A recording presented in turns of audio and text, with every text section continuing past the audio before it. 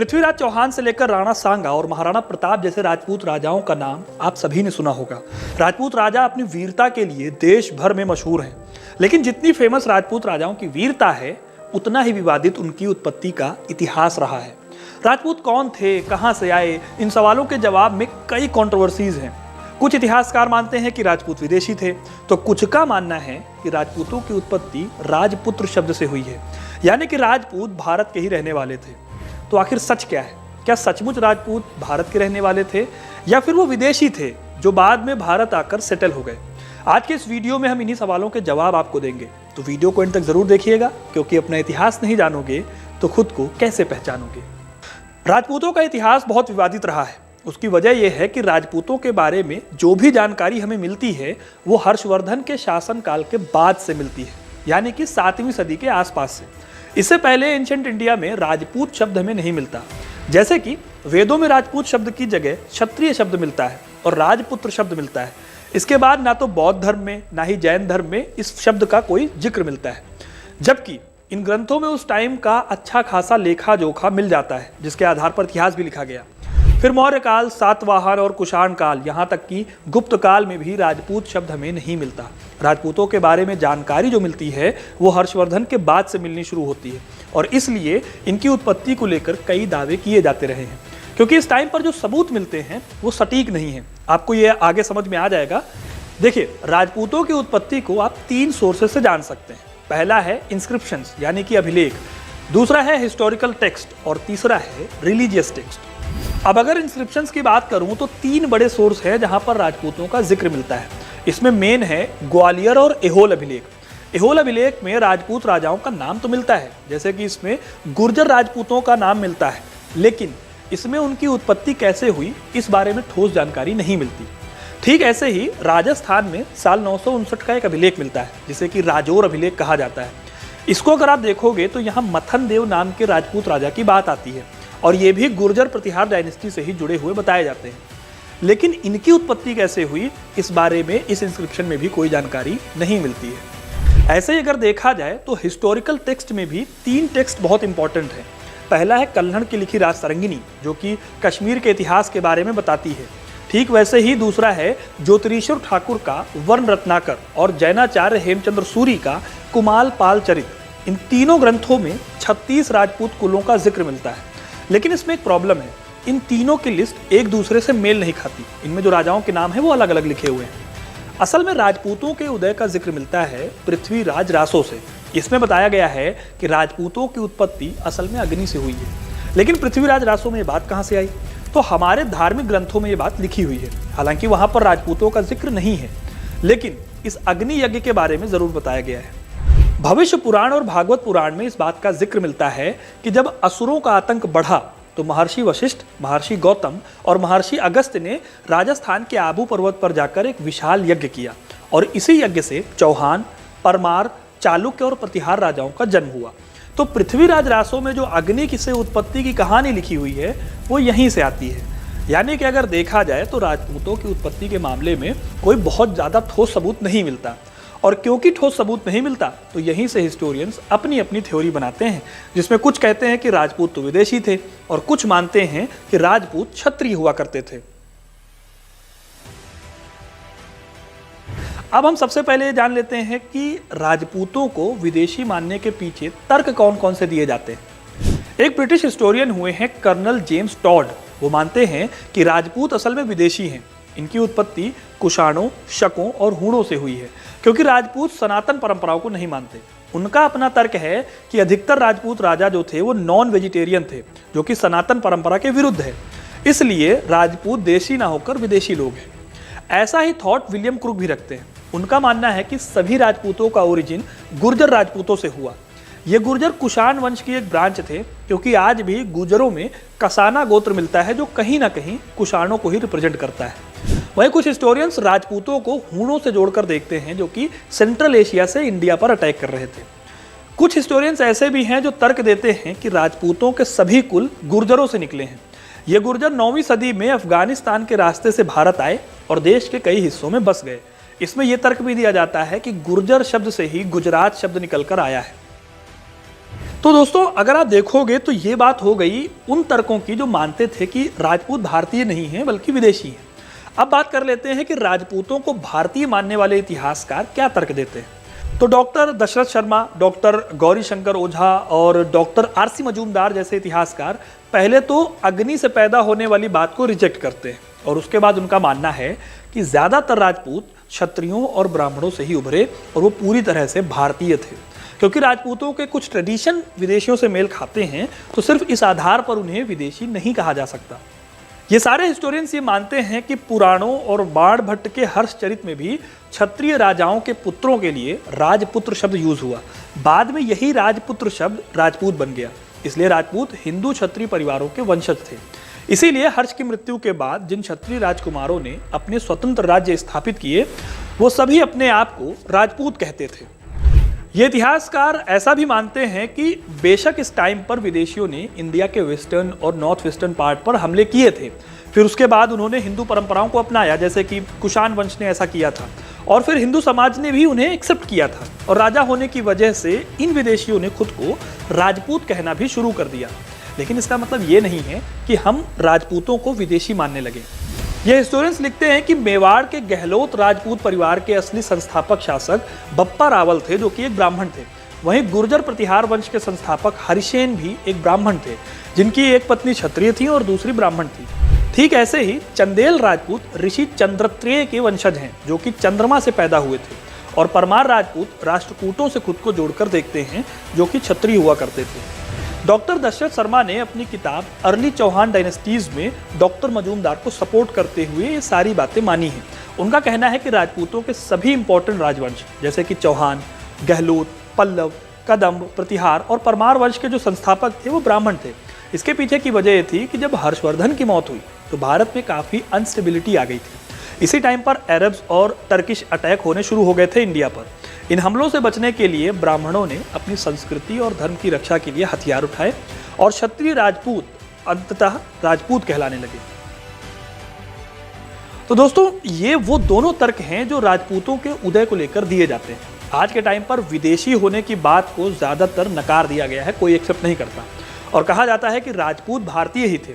हालांकि कई विदेशी हमलावर जो कि भारत में आकर रहने लगे और यहाँ की परंपराओं को अपनाने लगे, वो खुद को राजपूत कहने लगे थे, ना कि पूरी की पूरी राजपूत जाति ही विदेशों से आकर भारत में बसी थी।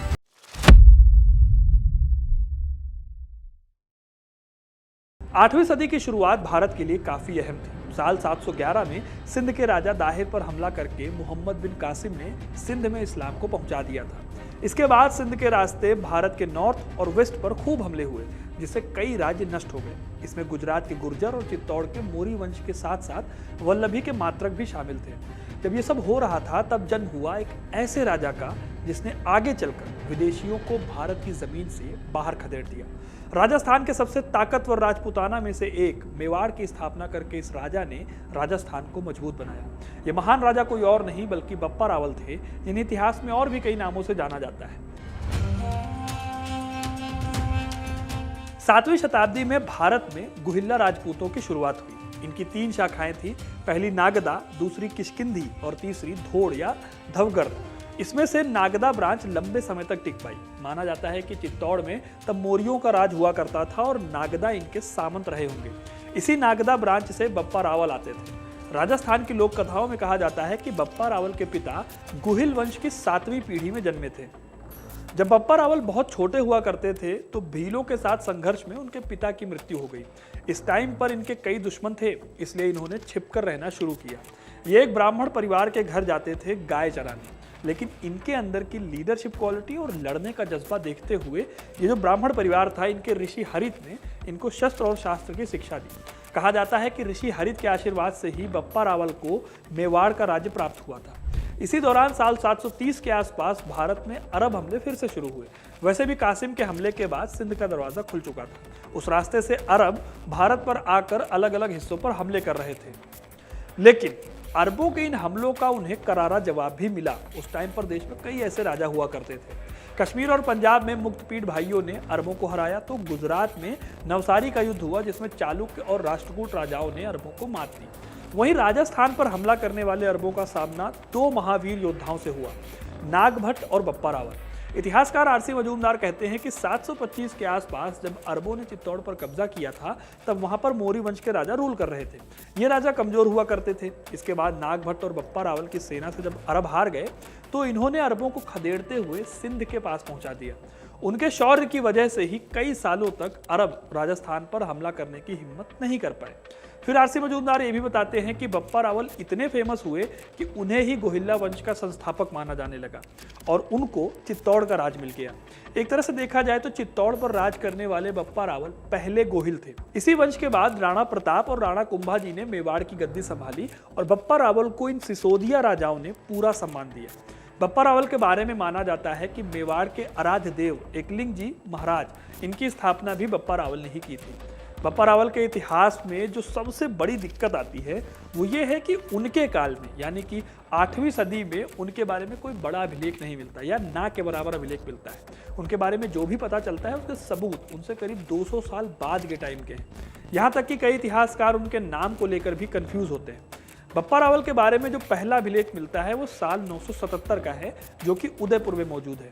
इसी तरह मेवाड़ के रावल रतन सिंह के पिता और रानी पद्मिनी के ससुर रावल समर सिंह के अभिलेख में बप्पा रावल का नाम आता है।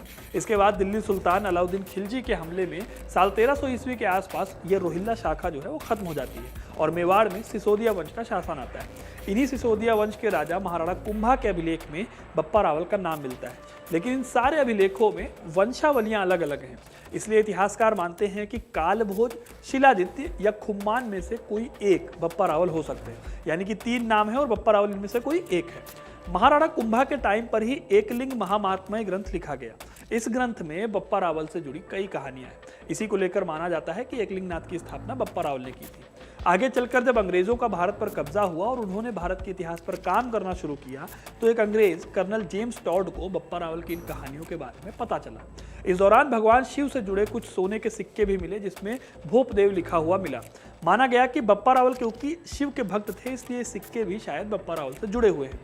हालांकि बाद में इन सिक्कों को लेकर कई विवाद खड़े हुए। अभी भी बप्पा रावल को लेकर काफी रिसर्च होनी बाकी है, जिससे उनके बारे में और भी चीजें पता चल सके, क्योंकि इस टाइम पीरियड से जुड़े हुए बप्पा रावल से जुड़े कोई सबूत, हमें ठोस सबूत नहीं मिलते। तो दोस्तों, ये थी कहानी बप्पा रावल की। आपको ये कहानी कैसी लगी हमें कमेंट करके जरूर बताइएगा।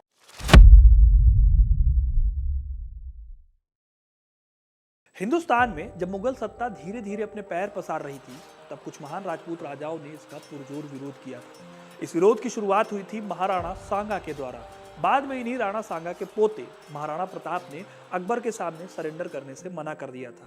अब राणा सांगा और प्रताप की कहानी तो सबको पता है, लेकिन सांगा के बेटे और प्रताप के पिता के बारे में बहुत कम लोग जानते हैं। राणा उदय सिंह ने मुगलों के सामने कुल 2 बड़ी लड़ाइयां लड़ी थी, लेकिन इन लड़ाइयों में कुछ ऐसा हुआ कि आज भी कई लोग उन्हें गद्दार कहते हैं। वहीं दूसरी तरफ कुछ लोग इस दावे को सच नहीं मानते। तो फिर सच क्या है? राणा उदय सिंह अपनी दोनों लड़ाइयों में क्यों नहीं शामिल थे? कहानी शुरू होती है 4 अगस्त 1522 से, जब चित्तौड़गढ़ के राजघराने में राणा उदय सिंह का जन्म हुआ। इनके पिता का नाम राणा सांगा था और माता का नाम था कर्णावती। ये वही राणा सांगा थे जिन्होंने बाबर के खिलाफ खानवा की लड़ाई लड़ी थी। राणा सांगा की स्टोरी को मैंने कवर किया है, आप इस लिंक पर जाकर इस वीडियो को पूरा देख सकते हैं। तो इस कहानी में आगे बढ़े तो राणा उदय सिंह के 3 और भाई थे, भोजराज, विक्रमादित्य और रतन सिंह। जब 1527 में राणा सांगा की मौत हुई तो रतन सिंह को राणा बनाया गया, लेकिन 4 साल बाद ही रतन सिंह की मौत हो गई। इसके बाद दूसरे भाई विक्रमादित्य को राणा बनाया गया। राणा विक्रमादित्य तब सिर्फ 15 साल के थे। उन्हें राजकाज से ज्यादा मजा दूसरे कामों में आता था। वो कुश्ती में ही अपने दिन बिता दिया करते थे। इसके साथ ही वो अपने वफादारों और मंत्रियों की इज्जत करना तो दूर, दरबार में उनकी बेइज्जती कर दिया करते थे। इस वजह से सब उनसे नाराज थे। राणा ने सेना का भी ख्याल नहीं रखा था, जिसकी वजह से सेना में भी बगावत के सुर भरने लगे थे। इस समय राणा उदय सिंह मात्र 12 साल के थे और इसी कमजोर मौके पर साल 1535 में गुजरात के सुल्तान बहादुर शाह ने मेवाड़ पर हमला कर दिया। अब आपको याद दिला देता हूँ, ये वही लड़ाई है जिसके लिए रानी कर्णावती ने हुमायूं को राखी भेजी थी मेवाड़ की रक्षा के लिए। हालांकि हुमायूं वक्त पर पहुंच नहीं पाया और रानी कर्णावती ने जौहर कर दिया। इस तरह से 13 साल की उम्र में राणा उदय सिंह ने अपनी मां को भी खो दिया। हालांकि आगे हुमायूं ने बहादुर शाह को हराकर दोबारा मेवाड़ का शासन चित्तौड़ पर करवा देता है, लेकिन इस बार राणा विक्रमादित्य को कोई भी राजा बनाने को तैयार नहीं था। फिर सबने तय किया कि राणा सांगा के दासी पुत्र बनवीर को राजा बनाया जाए, लेकिन बनवीर बहुत महत्वाकांक्षी था। उसे लगा कि राणा उदय सिंह के बड़े होते ही गद्दी उससे छीन ली जाएगी, इसलिए उसने प्लान किया महाराणा उदय सिंह को मारने का। जब रानी कर्णावती की मृत्यु हुई तो उदय सिंह को दायमा बन्ना पाल रही थी। यहीं पर वो वाली कहानी आती है, जब बनवीर राणा को मारने दायमा बन्ना के पास आया तो उससे पहले ही उन्होंने एक भरोसेमंद आदमी के साथ राणा उदय सिंह को महल के बाहर भेज दिया और उदय सिंह की जान को बचाने के लिए उन्होंने अपने बेटे चंदन की आहुति दे दी। फिर इस कहानी में ऐसा होता है कि दायमा भटकते भटकते कुंभलगढ़ पहुंची, यहाँ पर उन्हें शरण दी गई। इसके बाद साल 1540 में उदय सिंह को चित्तौड़ का महाराणा घोषित किया गया। लेकिन उदय सिंह के सामने दिक्कतें कम नहीं थी। साल 1544 में शेर शाह सूरी ने सम्मेल की लड़ाई में मालदेव को हराकर मारवाड़ पर भी हमला कर दिया। इस टाइम पर राणा उदय सिंह मेवाड़ के गृह युद्ध में उलझे हुए थे और शेर शाह से लड़ाई करने जितनी ताकत उनमें नहीं थी। इसलिए उन्होंने चित्तौड़ को इस शर्त पर शेर शाह को सौंप दिया कि वो चित्तौड़ के लोगों को कोई नुकसान नहीं पहुंचाएगा। शेर शाह ने भी उनकी इस शर्त को एक्सेप्ट कर लिया, क्योंकि उसे पता था कि लड़ाई ज्यादा महंगी पड़ेगी। इस बीच उदय सिंह को लगा कि चित्तौड़ सेफ नहीं है, इसलिए उन्होंने मेवाड़ की कैपिटल को सेफ जगह पर ट्रांसफर करने की सोची। साल 1559 में उन्होंने मेवाड़ के गिरवा भाग में काम शुरू कराया और इसी साल उन्होंने एक बड़ी झील बनवाई जो 1562 में बनकर तैयार हुई। फिर राणा सिंह ने उसका नाम रखा उदयपुर। साल 1562 में उदय सिंह ने मालवा सल्तनत के आखिरी राजा बाज बहादुर को शरण दी। इनके राज्य को अकबर ने मुगल साम्राज्य में मिला लिया था। फिर इसके 5 साल बाद 1567 में राणा उदय सिंह को अपने बेटे शक्ति सिंह से पता चला कि अकबर चित्तौड़ पर कब्जा करने की प्लानिंग कर रहा है। खबर मिलते ही राणा ने युद्ध परिषद बुलाई। इस मीटिंग में तय हुआ कि राणा उदय सिंह किले में नहीं रहेंगे, बल्कि उनके वफादार जयमल और पत्ता को किले की जिम्मेदारी दे दी गई।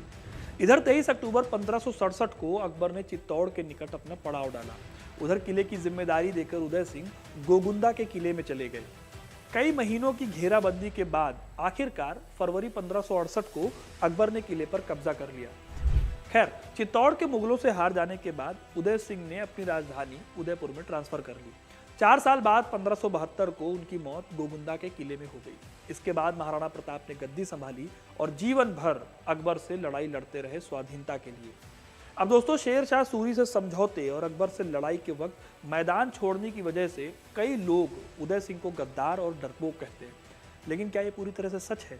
तो देखिए, जब शेर शाह सूरी को उन्होंने चित्तौड़ सौंपा था तो उसके पीछे उनकी मंशा साफ थी कि चित्तौड़ के लोग सेफ रहे। राणा उस वक्त राज्य की अंदरूनी कलह से निपट रहे थे, इसलिए अगर वो लड़ाई लड़ते तो हार तय थी और इस हार के बाद न सिर्फ उनके राज्य का फ्यूचर खराब होता, बल्कि उनकी प्रजा पर भी शेर शाह की सेना जुल्म करती। लेकिन अपनी समझदारी से उदय सिंह ने ऐसा नहीं होने दिया। अब अगर हम दूसरी लड़ाई पर आए, जिसमें अकबर ने कत्लेआम मचा दिया था, तो राणा उदय सिंह उस वक्त किले में नहीं थे। इसमें सोचने वाली बात यह है कि राणा अगर डरपोक होते तो वो बाकी राजपूत राजाओं की तरह पहले ही अकबर के सामने सरेंडर कर देते, लेकिन उन्होंने अपनी जगह को छोड़ना कभी भी ठीक नहीं समझा। लेकिन जब लड़ाई का मौका आया तब उन्होंने किले को एक सोची समझी रणनीति के तहत छोड़ा। असल में पहले ऐसा होता था कि राजपूत राजा किले के भीतर से लड़ाई लड़ते थे और किले की रक्षा करते करते शहीद हो जाते थे। इस वजह से दुश्मन ने अगर किले की घेराबंदी कर ली तो मजबूरी में एक दिन या तो सरेंडर करना है या फिर अंतिम युद्ध यानी साका करना पड़ता था। इस तरह से राजपूत स्ट्रेटेजिकली बैकफुट पर होते थे। इसीलिए कई इतिहासकार कहते हैं कि एक सोची समझी स्ट्रेटेजी के तहत उदय सिंह ने किले को छोड़ दिया ताकि लड़ाई को बाहर से जारी रखा जा सके। इसी वजह से महाराणा प्रताप अपने पिता उदय सिंह की मौत के बाद भी सरेंडर करने की बजाय अपनी लड़ाई जारी रख पाए। अब आप तय करके बताइए कि आपको क्या लगता है, उदय सिंह एक डरपोक राजा थे या फिर बहुत समझदार राजा थे जिन्होंने अपनी प्रजा को भी बचाया और अकबर के खिलाफ लड़ाई लड़ने के लिए एक बेहतर स्ट्रेटेजी भी बनाई।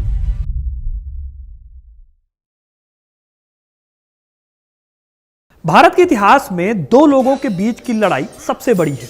एक लड़ाई तो है छत्रपति शिवाजी महाराज और औरंगजेब की, वही दूसरी लड़ाई है अकबर और महाराणा प्रताप के बीच की।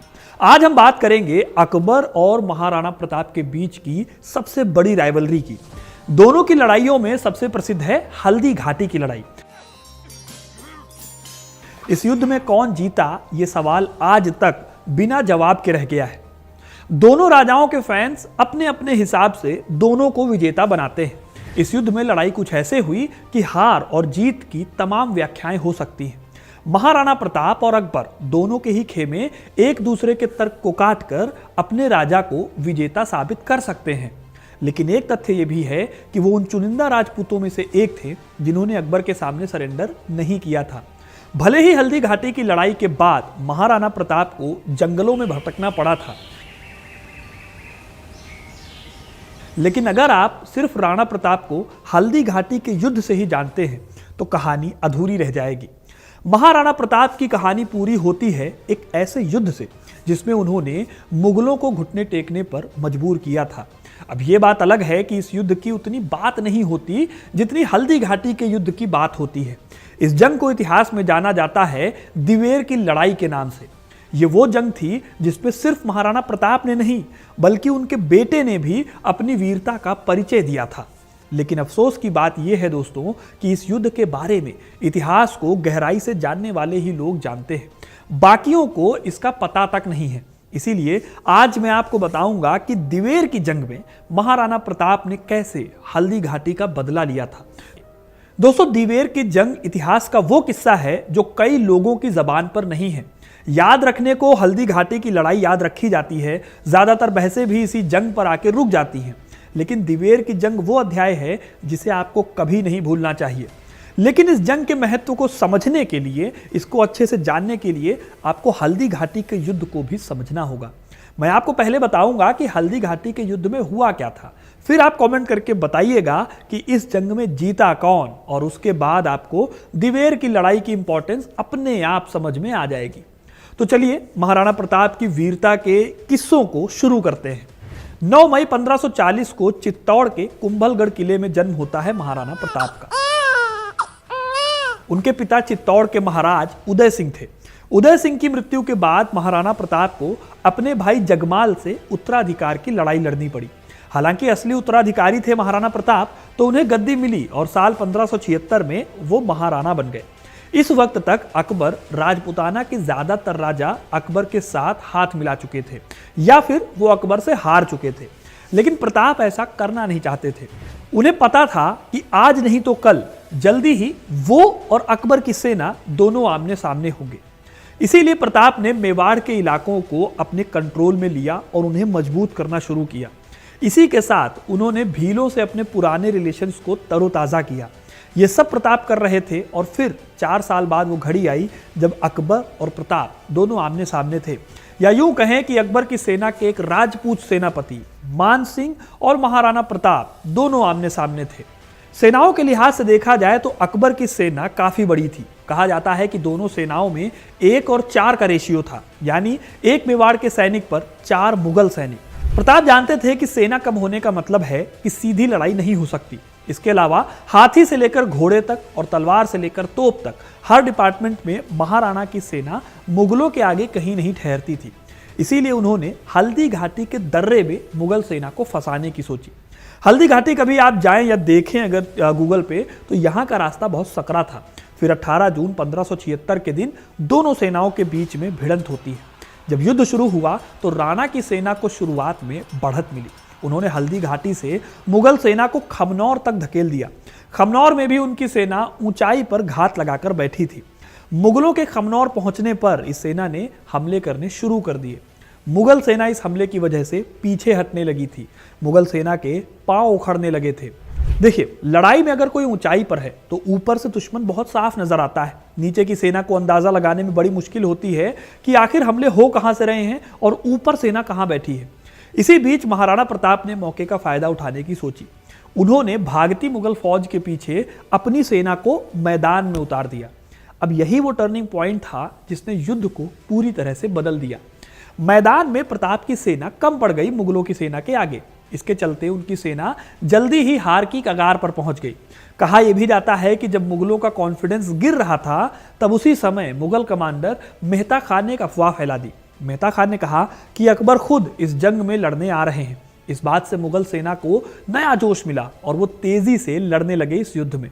इस वक्त तक महाराणा प्रताप अपने सबसे फेवरेट घोड़े चेतक पर बैठकर लड़ाई लड़ रहे थे। जब महाराणा प्रताप और मान सिंह का आमना सामना हुआ तो प्रताप ने मान सिंह, जो कि हाथी पर बैठे हुए थे, उससे वो भिड़ गए। प्रताप ने अपने भाले से मान सिंह के महावत को घायल कर दिया। वहीं दूसरी तरफ प्रताप के घोड़े चेतक को मान सिंह के हाथी ने घायल कर दिया। इस भीषण जंग के बीच सबने प्रताप को सुझाया कि जंग के मैदान से निकलकर दोबारा लड़ाई लड़ी जा सकती है। अब अगर आपको पता हो तो खानवा की लड़ाई में जब बाबर और प्रताप के दादाजी यानी राणा सांगा आमने सामने थे, तब भी यही स्ट्रेटजी अपनाई गई थी। राणा सांगा को जंग के मैदान से बाहर निकाल लिया गया था। ये सब सोचकर प्रताप ने जंग के मैदान को छोड़ दिया और वहां से निकलकर जंगलों में चले गए। यहीं पर हल्दी घाटी की जंग में जीत को लेकर अकबर को लोग जीता हुआ मानते हैं, क्योंकि सेना पीछे हटी प्रताप की और अकबर का गोगिंदा के किले पर कब्जा हो गया। लेकिन महाराणा की जीत का क्लेम क्या है वो आपको आगे समझ में आ जाएगा। अक्टूबर 1576 में अकबर खुद गोगुंदा आया और उसने गोगुंदा को कई मुगल पोस्ट बनाकर सुरक्षित करने की कोशिश की।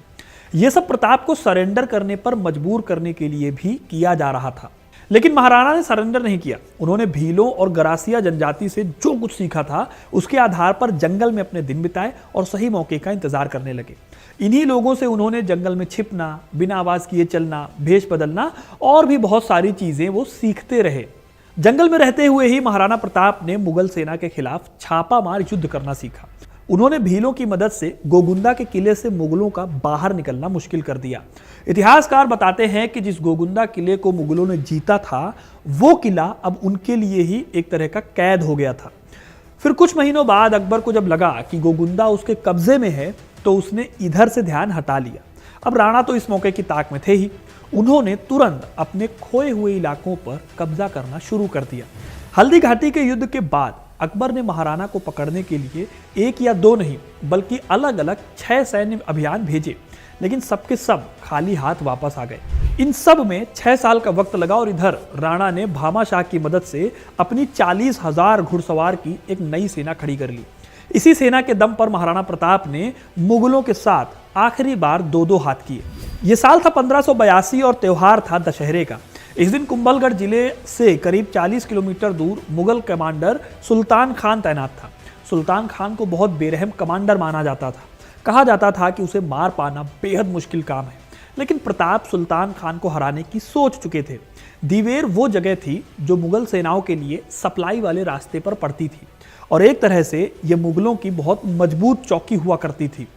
राणा प्रताप ने इस बार प्लान बनाया कि अचानक हमला करना है, इसलिए उनकी सेना ने मौका देखते ही इतनी तेज हमला किया कि किसी को भी संभलने का मौका ही नहीं मिल पाया।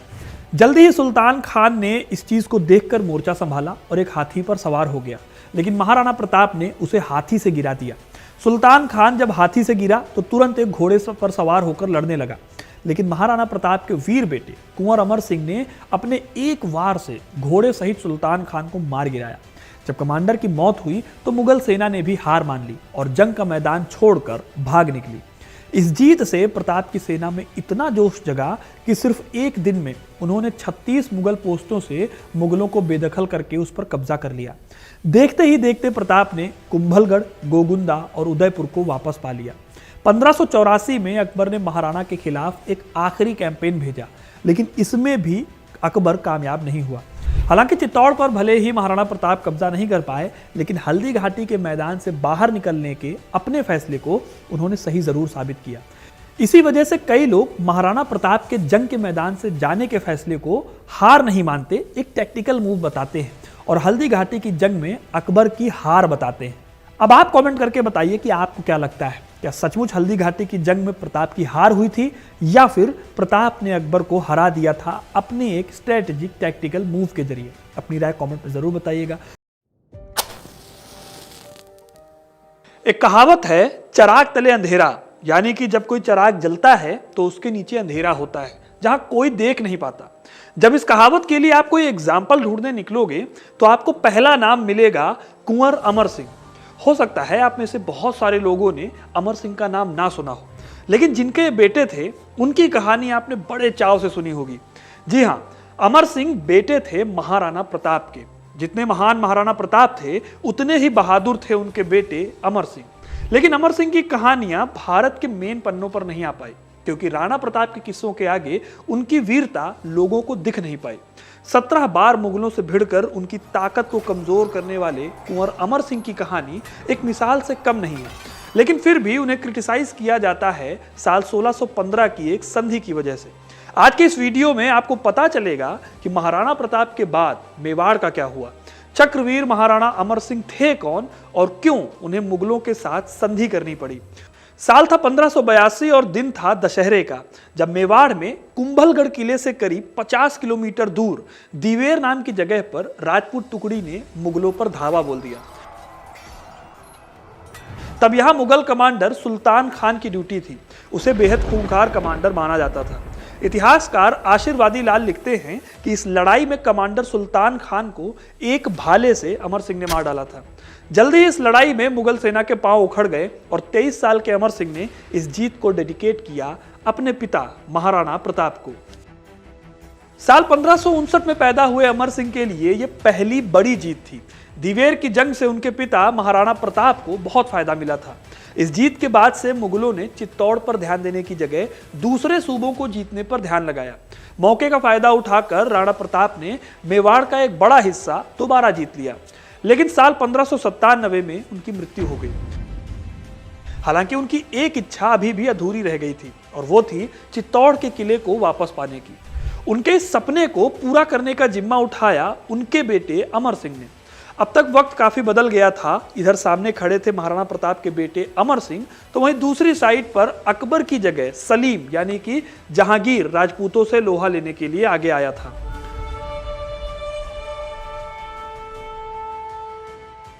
राम वल्लभ सोमानी की किताब हिस्ट्री ऑफ मेवाड़ के हिसाब से साल 1599 में अकबर के बाद जहांगीर ने एक बड़ी सेना के साथ मेवाड़ पर हमला किया। उन्होंने कई राजपूत थानों पर कब्जा कर लिया। हालांकि फिर भी महाराणा ने धीरज धरते हुए लड़ाई को लंबा खींचा और एक बार फिर अपने हारे हुए एरियाज को वापस ले लिया। वहीं दूसरी तरफ जहांगीर के अंदर कोई पेशेंस नहीं था। साल 1603 में सलीम यानी जहांगीर पहले से भी ज्यादा बड़ी मुगल फौज लेकर मेवाड़ की ओर रवाना हुआ। यह आखिरी मौका था अकबर के मेवाड़ पर फतह का, लेकिन इस बीच अकबर और जहांगीर के बीच एक अनबन हुई और इस अनबन से कैंपेन बीच में ही बंद हो गया। बादशाह और उनके बीच की टेंशन मुगलों के लिए एक मुश्किल घड़ी थी। फिर अकबर की मौत के बाद जब जहांगीर राजा बना तो उसने फिर एक बार सेना भेजी। साथ ही एक संदेश भी भेजा कि अगर राणा मुगलों के अंदर आ जाते हैं तो उन्हें कुछ नहीं होगा। लेकिन अमर सिंह भी महाराणा प्रताप के उसूलों पर चलने वाले राजा थे। उन्होंने मुगलों की गुलामी को एक्सेप्ट नहीं किया और छापेमार लड़ाई से मुगलों को खूब परेशान किया। एक लंबी लड़ाई के दौरान मुगल सेना ने मेवाड़ की जमीन को रौंद डाला, लेकिन महाराणा अमर सिंह को पकड़ने में वो फिर भी नाकाम रहे। जब मुगल सेना अमर सिंह को नहीं पकड़ पाई तो उसने फूट डालने की कोशिश की। जहांगीर ने महाराणा अमर सिंह के चाचा सगर सिंह को मेवाड़ के मुगल कब्जे वाले हिस्सों का सरदार बना दिया। अब जहांगीर को तो लगा था कि ऐसा करते ही मेवाड़ के सरदार अमर सिंह को छोड़कर सगर सिंह के साथ आकर मिल जाएंगे, लेकिन यहीं पर मेवाड़ के सरदारों ने अपनी वफादारी नहीं छोड़ी। दोस्तों, साल 1605 से 1615 के बीच जहांगीर ने लगातार मेवाड़ की तरफ अपनी सेना भेजी, लेकिन मुगलों को कोई बड़ी सफलता हाथ नहीं लगी। एग्जाम्पल के लिए देखा जाए तो साल 1608 में 2000 बंदूकचियों को लेकर महाबत खान ने मेवाड़ किले को जीतने की कोशिश की, लेकिन कामयाब नहीं हो पाया। उसकी जगह पर फिर अब्दुल्ला खान मेवाड़ के कुछ इलाकों को जीत गया। उसकी छोटी मोटी जीत से जहांगीर खुश भी हुआ और उसे 5000 का मनसबदार बना दिया। लेकिन साल 1611 आते आते राजपूतों ने उसके भी होश ठिकाने लगा दिए और फिर उसे गुजरात भागना पड़ गया। दोस्तों, जहांगीर अपने कमांडरों की हार से इतना खींच गया था कि उसने फैसला किया कि वो खुद अपनी सेना के साथ लड़ने जाएगा। तुझके जहांगीरी, जो कि उसकी आत्मकथा है, उसमें वो लिखता है कि मेरे गए बिना मेवाड़ का काम ठीक से नहीं हो पाएगा और इसीलिए मैंने राणा को अपने रुतबे का एहसास कराने के लिए आगरा से अजमेर जाने का फैसला किया है। साल 1613 में एक बेहद ताकतवर सेना लेकर जहांगीर अपने बेटे के साथ आगे बढ़ा। उसने छापेमार लड़ाई से बचने के लिए भी कई सारे उपाय कर लिए थे। इस सेना ने फिर महाराणा की राजधानी को चारों ओर से घेर लिया। मेवाड़ के लिए यह अपने अस्तित्व को बचाए रखने की आखिरी जंग थी। करीब 2 सालों तक यह जंग चली। इस जंग में शाहजहां ने एक एक करके नॉर्थ मेवाड़ के सारे थाने कब्जा लिए और महाराणा को दक्षिण में सीमित कर दिया। 2 साल तक लड़ाई ऐसे ही चलती रही। आखिर में जब राजपूत सेना की जान के लाले पड़ने लगे तो कुछ सरदारों ने अपनी तरफ से शाहजहां के पास संधि का प्रस्ताव भेजा। जहांगीर को अब मुंह मांगी मुराद मिल गई थी। जहांगीर ने अपनी किताब में लिखा, मैंने राणा को माफ कर दिया और मलमल में लपेटकर एक शाही फरमान उनके पास भिजवाया। इस शाही फरमान को देखकर आखिर में महाराणा अमर सिंह संधि के लिए तैयार हो गए। आखिर में साल 1615 के फरवरी महीने में महाराणा अमर सिंह के बेटे कर्ण सिंह ने शाहजहां से मिलकर संधि की शर्तें तय की। आखिर में मेवाड़ मुगलों के कब्जे में आ गया, लेकिन इस संधि से उन्होंने कई छूट भी ले ली थी। संधि में कहा गया था कि महाराणा अमर सिंह कभी मुगल दरबार में पेश नहीं होंगे। उनकी तरफ से उनका एक रिप्रेजेंटेटिव होगा जो कि मुगल दरबार में जाएगा। मेवाड़ और मुगलों के बीच शादी ब्याह के रिश्ते भी नहीं होंगे। वहीं दूसरी तरफ महाराणा को चित्तौड़ दे दिया गया, लेकिन इसके साथ ही महाराणा को यह बात भी माननी पड़ी कि चित्तौड़ के दुर्ग की मरम्मत अब नहीं करवाई जाएगी। दरअसल मुगल नहीं चाहते थे कि दोबारा कोई विद्रोह मेवाड़ की ओर से खड़ा हो। इस संधि के बाद कुंवर कर्ण सिंह ने जहांगीर से भी मुलाकात की। जहांगीर के काल में भारत आए थे एक ब्रिटिश राजदूत सर थॉमस रो। उनके हिसाब से बादशाह ने कर्ण सिंह को भीतर बुलाकर अपनी छाती से लगाया। इस मौके पर जहांगीर ने मेवाड़ के लिए कई तोहफे भी भिजवाए। कर्ण सिंह को 5000 मनसबदार नियुक्त किया गया। संधि के तहत मेवाड़ को काफी रियायत मिली थी। उन पर बाकी रियासतों जैसी पाबंदियां नहीं थी। इसके बावजूद महाराणा अमर सिंह के लिए बहुत गहरा सदमा था। उन्होंने राजकाज अपने बेटे कर्ण सिंह को सौंप दिया और खुद एकांतवास में चले गए। इस संधि के 5 साल बाद 26 जनवरी 1620 के रोज उनकी मृत्यु हो गई। मुगलों के साथ संधि के चलते महाराणा अमर सिंह को इतिहास में कई आलोचनाओं का शिकार होना पड़ा है, लेकिन दोस्तों ये बात भी सच है कि उनकी वीरता अद्वितीय थी। मुगलों के सामने अनोखा साहस दिखाने के चलते उन्हें चक्रवीर की उपाधि मिली थी। चित्तौड़गढ़ युद्ध के बाद जैसे अकबर ने जयमल और पत्ता की मूर्तियां अपने महल के आगे लगवाई थी, उसी तरह से जहांगीर ने महाराणा अमर सिंह और कुंवर कर्ण सिंह इनकी मूर्तियां बनवाकर आगरा के किले में लगवाई थी।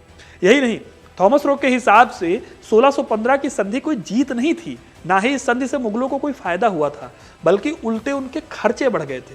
तो दोस्तों ये थी कहानी महाराणा अमर सिंह की, जिनके बारे में इतिहास में लोग इस वजह से कम जानते हैं क्योंकि उनके पिता हुआ करते थे महाराणा प्रताप सिंह। आपको ये कहानी कैसी लगी कमेंट करके जरूर बताइएगा। राजपूतों को शूरवीरों की धरती कहा गया है। ये धरती ऐसी ऐसी कहानियों से भरी पड़ी है कि जिसे सुनने के बाद लगेगा कि कोई काल्पनिक कहानी चल रही है। ऐसी एक कहानी है जब मुगलों को देश से बाहर भगाने वाले शेर शाह सूरी ने अपने 80,000 अफगान लेकर राजपूतों पर हमला कर दिया था। 4 साल के अंदर देश में अफगानों का झंडा बुलंद करने वाले शेर शाह सूरी जब राजपूतों से टकराए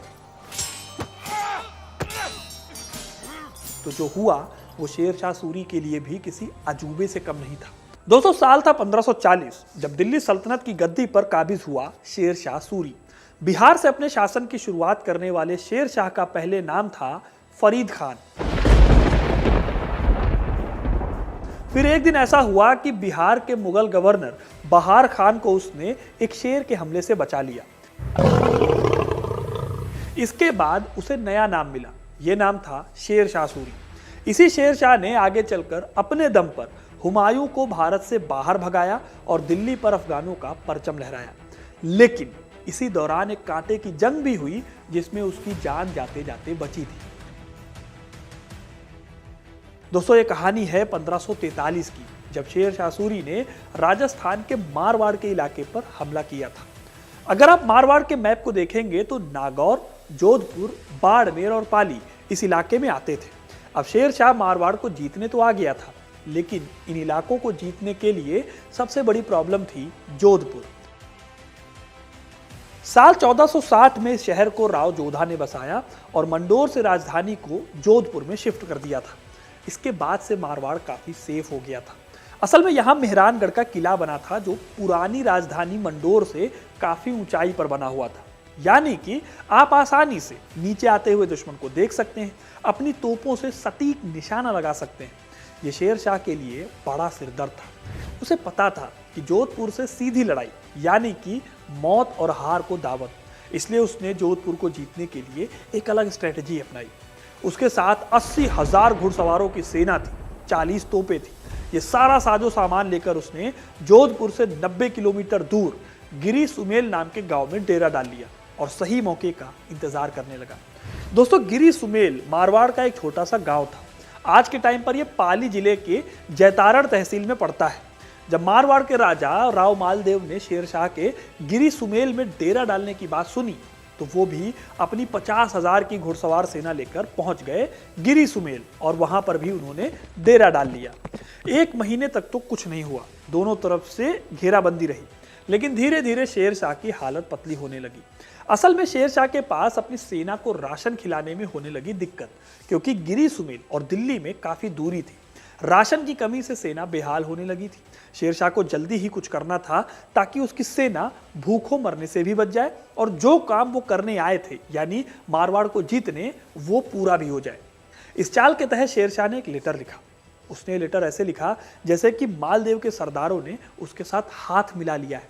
इस खत में उसने कुछ सरदारों को धन्यवाद कहते हुए आभार व्यक्त किया था। जब लेटर लिख लिया गया तो इसे उसने अपने जासूसों के माध्यम से मालदेव के डेरे के पास डलवा दिया। प्लान बहुत सिंपल था। ये चिट्ठी मालदेव के हाथ लगेगी तो वो घबराएगा और मैदान छोड़ देगा। फिर यही हुआ भी। दोस्तों, जब मालदेव को चिट्ठी मिली तो उन्हें गिरी सुमेल से ज्यादा चिंता जोधपुर की हुई। वो अपनी पूरी सेना को लेकर जोधपुर जाने वाले थे, लेकिन फिर उनके दो बहादुर सेनापतियों ने मालदेव को ऐसा करने से रोक दिया। इन दोनों सेनापतियों के नाम थे जेता और कुंपा। असल में हुआ यह कि दोनों को पता चला कि जनता को पूरा भरोसा था कि जेता और कुंपा के होते हुए गिरी सुमेल को कुछ नहीं होगा। दरअसल जनता का दोनों सेनापतियों पर बहुत ज्यादा भरोसा था। यह भरोसा ऐसे ही नहीं आया था। यह भरोसा इसलिए था क्योंकि इन्होंने अजमेर के शासक बीरमदेव को हराकर अजमेर, मेड़ता और डीडवाना के इलाके पर मारवाड़ का झंडा लहराया था। जेता और कुंपा मारवाड़ के आसोप ठिकाने के सरदार थे। कुंपा रिश्ते में जेता का चाचा लगता था। लोगों का अपने ऊपर भरोसा देखकर दोनों ने तय किया कि वो गिरी सुमेल की रक्षा के लिए रुकेंगे। फिर मालदेव ने आखिर में 10,000 घुड़सवारों की सेना उनके लिए छोड़ी और यहां से निकलकर वो जोधपुर की ओर चले गए। दोस्तों, मालदेव के जाने के बाद 4 जनवरी 1544 के दिन दोनों सेनापतियों ने शेर शाह पर हमला बोल दिया। शेर शाह को लगा था कि कहां 10,000 राजपूत और कहां 80,000 अफगान। मिनटों में वो जंग जीतकर आगे बढ़ेगा, लेकिन उसकी सोच के आगे दीवार बनकर खड़े थे जेता और कुंपा। उन दोनों की सूझबूझ थी कि मारवाड़ की सेना ने शेर शाह की आधी सेना को खत्म कर दिया था। शेर शाह के लिए इतना बड़ा नुकसान था कि उसने हार कर दिल्ली वापस लौटने का फैसला कर लिया था। उसकी जान पर बनाई थी। वो चलने की तैयारी कर ही रहा था कि खबर मिली कि कुंपा और जेता दोनों लड़ते लड़ते शहीद हो गए और आधे से ज्यादा शेर शाह की सेना जो है वो भी मारी गई है और इस तरह से गिरी सुमेल को जीत लिया गया। दोस्तों, ये जंग शेर शाह के लिए ऐसा सबक था कि उसने अपने सेनापति खवास खान से कहा था कि मैं मुट्ठी भर बाजरे के लिए दिल्ली की सल्तनत गंवा देता। ये जेता और कुंपा की बहादुरी का नतीजा था कि 10,000 राजपूतों ने शेर शाह को लोहे के चने चबवा दिए। हालांकि जेता और कुंपा की शहादत और गिरी सुमेल की हार के बाद शेर शाह का मारवाड़ पे कब्जा हो गया। यहाँ तक कि मालदेव को भी जोधपुर छोड़कर सिवाना जाना पड़ा और जिसको वापस जीतने के लिए उनको जुलाई 1545 तक इंतजार करना पड़ा, जब शेर शाह की मृत्यु के बाद वो वापस जोधपुर पर कब्जा कर पाए। लेकिन जेता और कुंपा की बहादुरी के किस्से आज भी राजस्थान की कहानियों में जिंदा है। दोस्तों, ये थी कहानी मारवाड़ पर कब्जा करने की, गिरी सुमेल की लड़ाई की, जब 80,000 अफगानों से 10,000 राजपूत भिड़ गए थे। आपको ये कहानी कैसी लगी कमेंट करके जरूर बताइएगा। राजस्थान का इतिहास ऐसे शूरवीरों से भरा पड़ा है जिन्होंने अपनी मातृभूमि के लिए जिंदगी भर लड़ाई लड़ी, तमाम मुश्किलों में कभी हार नहीं मानी, तमाम कष्ट सहे लेकिन कभी भी गद्दारी नहीं की। ऐसे शूरवीर योद्धा जिन्होंने कभी भी अपने सिद्धांतों से समझौता नहीं किया, ना ही किसी के सामने सिर झुकाया। ऐसे ही एक योद्धा थे दुर्गादास राठौर, जिनकी वजह से औरंगजेब के रातों की नींद उड़ गई थी। ये वही दुर्गादास राठौर थे जिन्होंने औरंगजेब के बेटे को ही अपने साथ मिला लिया था। वही दुर्गादास जिन्होंने 30 सालों तक मारवाड़ को औरंगजेब से लेने की लड़ाई लड़ी। आज के इस वीडियो में मैं आपको इन्हीं दुर्गादास राठौर के संघर्ष की कहानी सुनाने वाला हूँ। दुर्गादास राठौर का जन्म 13 अगस्त 1638 को मारवाड़ रियासत के सालवा गांव में हुआ था। ये वही साल था जब जसवंत सिंह ने जोधपुर की गद्दी संभाली थी। दुर्गादास के पिता आसकरण जोधपुर दरबार में महाराजा जसवंत सिंह के मंत्री थे। उनकी माता और पिता के बीच में मतभेद चलते थे, जिसकी वजह से दुर्गादास के जन्म के बाद दोनों अलग हो गए। वो अपनी माता के पास रह गए और बड़े होने पर खेती करके अपना गुजारा करने लगे। वो दरबार में कैसे पहुंचे, इसकी कहानी बेहद दिलचस्प है। दुर्गादास में देशभक्ति कूट कूट कर भरी थी। वो किसी से भी जोधपुर की बुराई नहीं सुन सकते थे। कहा जाता है कि एक बार पशुपालन का काम करने वाले एक शख्स रायका ने अपने ऊंट दुर्गादास राठौर के खेतों में छोड़ दिए। उन ऊंटों ने पूरी फसल बर्बाद कर दी। दुर्गादास ने जब इसकी शिकायत रायका से की तो उसने गलती मानने की जगह उन्हें जोधपुर के दरबार को लेकर बहुत बुरा भला कहा। जोधपुर दरबार को गलत कहने पर दुर्गादास भड़क गए। उन्होंने कटार निकाली, उसके सिर को धड़ से अलग कर दिया। मामला जब दरबार में पहुंचा तो उन्होंने महाराजा जसवंत सिंह को बताया कि कैसे राय का जोधपुर दरबार के बारे में गलत सलत बोल रहा था, जिससे मुझे गुस्सा आया और मैंने उसे मार दिया। उनकी इस देशभक्ति को देखकर जसवंत सिंह खूब खुश हुए। उन्होंने दुर्गादास को पास बुलाया और पीठ थपथपाते हुए कहा कि लड़का मारवाड़ का उद्धारक बनेगा। आगे चलकर ऐसा ही हुआ। जल्दी ही उन्हें दरबार में एंट्री मिली और फिर देखते ही देखते वो जसवंत सिंह के सबसे खास कमांडर बन गए। दुर्गादास राठौर जब जोधपुर दरबार में आए तब मुगलिया सल्तनत दिल्ली की सत्ता पर काबिज थी और जोधपुर की रियासत मुगलों के अधीन थी। जसवंत सिंह इसी मुगल सल्तनत के सेनापतियों में से एक थे। साल 1638 में वो गद्दी पर बैठे थे। ये वही जसवंत सिंह थे जिन्होंने औरंगजेब के खिलाफ पहले लड़ाई लड़ी थी, क्योंकि औरंगजेब ने मुगल बादशाह शाहजहां के खिलाफ बगावत की थी। शाहजहां ने तब इस विद्रोह को दबाने के लिए जसवंत सिंह से कहा था। हालांकि औरंगजेब के साथ युद्ध में उन्हें भारी नुकसान उठाना पड़ा। यहीं से औरंगजेब को जसवंत सिंह खटकने लगे थे। जसवंत सिंह की एक ही संतान थी, पृथ्वीराज सिंह, जिनकी मृत्यु साल 1667 में हो गई। कहते हैं कि उसे औरंगजेब ने ही जहर देकर मरवा दिया था। पृथ्वीराज की मौत के बाद उनके पास कोई भी पुरुष उत्तराधिकारी बचा नहीं। इसी बीच अगले ही साल औरंगजेब ने चालबाजी करके जसवंत सिंह को अफगानिस्तान के पास जमरूद भेज दिया, जहां उनकी मौत हो गई। इस तरह से औरंगजेब के पास पूरा मौका था मारवाड़ पर कब्जे का, लेकिन एक आदमी ने आकर उसका सारा खेल बिगाड़ दिया। यह आदमी कोई और नहीं बल्कि खुद दुर्गादास राठौर थे। जसवंत सिंह के निधन के बाद उनकी दोनों रानियों ने एक एक बेटे को जन्म दिया। इसमें से एक नवजात की मौत हो गई। वहीं दूसरी रानी का बेटा अजीत सिंह ही सिंहासन का एकमात्र उत्तराधिकारी रह गया। लेकिन औरंगजेब ने अजीत सिंह को राजा मानने की जगह अपने कठपुतली राजा इंद्र सिंह को जोधपुर का राजा घोषित कर दिया और जोधपुर में जजिया भी लगा दिया। इस फैसले पर दुर्गादास को बहुत दिक्कत हुई और वो औरंगजेब से मिलने चले गए। लेकिन औरंगजेब ने तब भी अजीत सिंह को राजा नहीं माना। यही नहीं, औरंगजेब ये भी चाहता था कि अजीत सिंह मुगल हरम में ही बड़ा हो और आगे चलकर वो इस्लाम को स्वीकार कर ले। साथ ही जसवंत सिंह की रानियों को भी हरम में भेजा जाए। ये दुर्गादास जी के लिए अपने राजा का अपमान था। उन्होंने इन शर्तों को ठुकरा कर अजीत सिंह को मारवाड़ का शासक बनाने का संकल्प ले लिया।